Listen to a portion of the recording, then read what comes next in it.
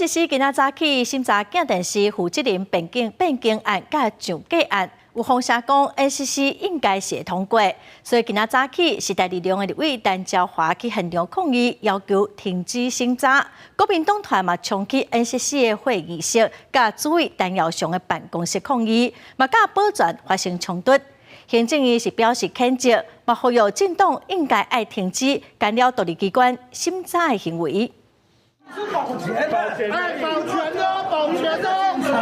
甲保全发生肢体冲突，国民党立委初三早起，本来要伫咧立法院质询 NCC 主委陈耀祥，尾后发现伊请假，因为 NCC 要摆审镜电视案件，陈耀祥将会出席，因为团讲会议会通过专案，引起南行不满，直接自立法院冲到 NCC 会议室，又个转到陈耀祥的办公室外口抗议。 禁止民意代表能够列席，能够确认他的审查是合法有序的，就是因为黑箱，就是因为见不得光。陈耀祥主委，你还是被北检调查中，并且是列为渎职的被告，还要主导长度关山，把其他委员的意见当成是耳边风的话。 国人没有办法接受。那是南行抗议 NCC， 唔通因为政治力和镜电视案件过关。时代力量的立委陈椒华是伫 NCC 门口抗议，要求 NCC 停止审查，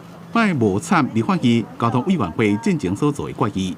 我觉得今天真的是 NCC 非常可耻的一天，他们不愿意被监督。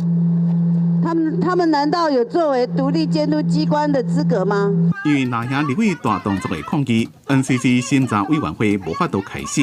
也无确定初三是毋是人照其举行。行政院对于南行立委强行撞入去 NCC 做了审查会议的行为，表达严正的谴责，呼吁政党停止干扰独立机关审查的行为。记者综合报道。